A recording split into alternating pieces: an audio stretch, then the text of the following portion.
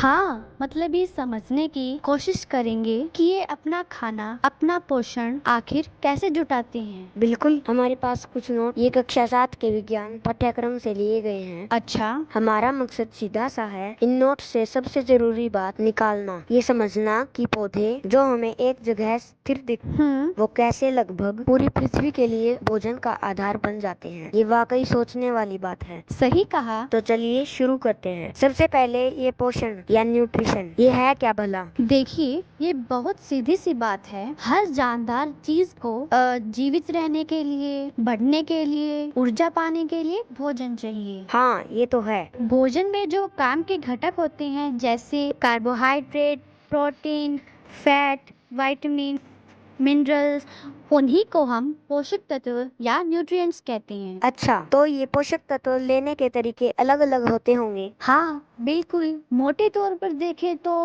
दो मुख्य तरीके हैं। पहला है स्वपोषी पोषण, मतलब ऑटोट्रॉफिक। स्वपोषी मतलब खुद अपना पोषण करने वाले। एकदम सही।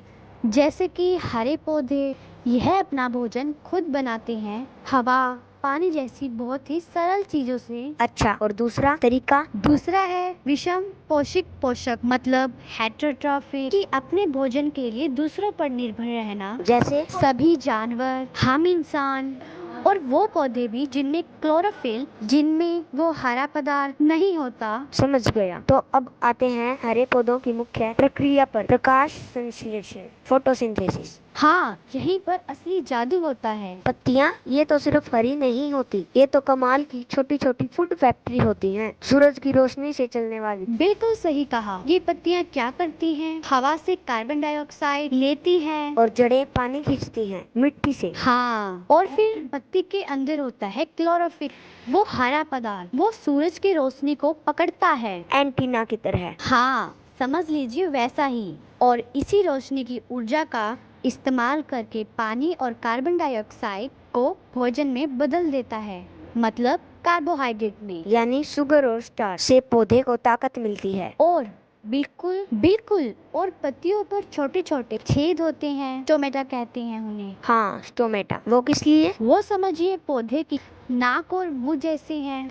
गैसों का लेन देन वहीं से होता है, मतलब कार्बन डाइऑक्साइड अंदर आती है और ऑक्सीजन बाहर निकलती है। ये बहुत महत्वपूर्ण बात है। इस पूरी प्रक्रिया का एक नतीजा है ऑक्सीजन गैस, जो हम सांस लेने में इस्तेमाल करते हैं। हाँ, तो प्रकाश संश्लेषण सिर्फ हमें भोजन नहीं देता, बल्कि सांस लेने के लिए ऑक्सीजन भी देता है। इसके बिना तो पृथ्वी पर जीवन संभव ही नहीं है। कमाल है, पौधे वाकई हमारे जीवन आधार हैं। लेकिन कहानी यहीं खत्म नहीं होती है। नोट्स में कुछ अलग तरह के पौधों का भी जिक्र है। हाँ, बिल्कुल।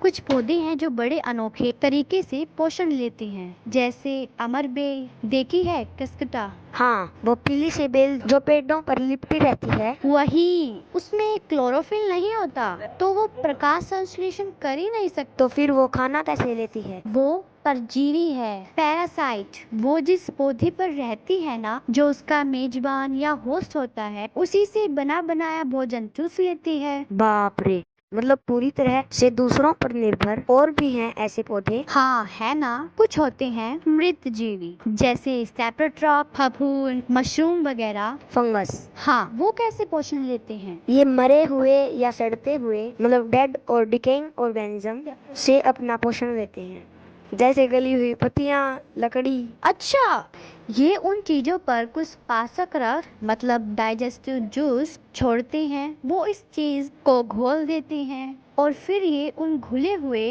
पोषक तत्वों को सोख लेते हैं।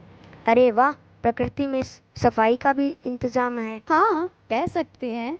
और फिर आते हैं कीट भक्षी पौधे, इंसेक्टिवोरस प्लांट। कीड़े खाने वाले पौधे? हाँ, जैसे वो पिचर प्लांट, घटपर्णी। बिल्कुल, ये पौधे हरे होते हैं, मतलब क्लोरोफिल होता है इनमें, और ये फोटोसिंथेसिस भी करते हैं इनमें। तो ये कीड़े क्यों खाते हैं? ये अक्सर ऐसी मिट्टी में उगते हैं जहाँ नाइट्रोजन जैसे कुछ जरूरी पोषक तत्वों की बहुत कमी होती है। अच्छा। तो अपनी नाइट्रोजन की जरूरत पूरी करने के लिए ये कीड़ों को फंसा लेते हैं। उनके पत्ते एक खास तरह के जाल या पिचर जैसे बन जाते हैं। और कीड़ा फंस गया तो पौधा उसे पचा लेता है और उससे नाइट्रोजन सोख लेता है ना कमाल कि प्रकृति क्या क्या गुल खिलाती है। वाकई कमाल है। अच्छा, इससे एक जरूरी सवाल उठता है, अगर पौधे लगातार मिट्टी से पोषक तत्व लेते रहते हैं तो मिट्टी में इनकी कमी नहीं हो जाती? बहुत अच्छा सवाल है।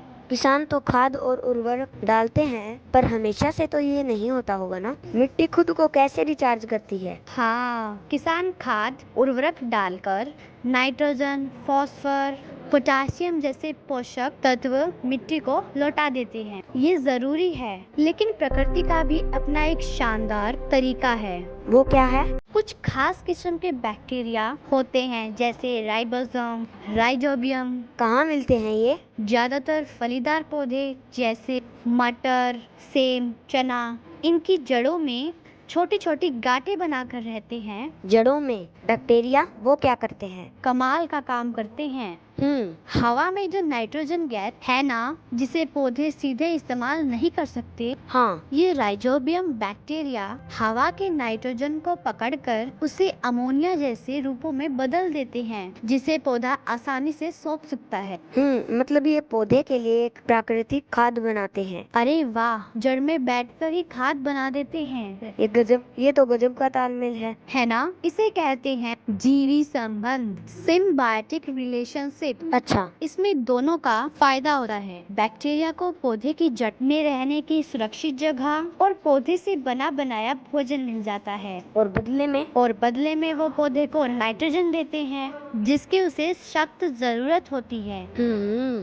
ये दिखाता है कि प्रकृति में चीजें कैसे एक दूसरे से जुड़ी हुई हैं। तो आज हमने ये समझा कि पौधे अपना पोषण कैसे लेते हैं। मुख्य तरीका तो प्रकाश संश्लेषण है, जिससे हमें भोजन और ऑक्सीजन दोनों मिलते हैं। हाँ, लेकिन कुछ अपवाद भी हैं। परजीवी, मृत जीवी, यहाँ तक कि कीटभक्षी पौधे भी। और मिट्टी की उर्वरक बनाए रखने में खाद, उर्वरक और राइजोबियम जैसे छोटे जीव बड़ी भूमिका निभाते हैं। बिल्कुल, सार ये है, पौधे हमारे ग्रह पर जीवन की नींव है। उनके बिना हमारा अस्तित्व संभव नहीं। सही कहा। अच्छा, जाते जाते एक विचार छोड़ जाते हैं सोचने के लिए। जरूर। जिस तरह पौधे इतनी साधारण जैसे हवा, पानी, धूप से ऊर्जा बनाकर पूरे इकोसिस्टम को चलाते हैं, क्या ये हमें अपनी ऊर्जा और संसाधनों की जरूरतों के लिए कुछ ज्यादा टिकाऊ, ज्यादा सरल समाधान खोजने की प्रेरणा नहीं देता? सोचने वाली बात है। बिल्कुल, प्रकृति से सीखने को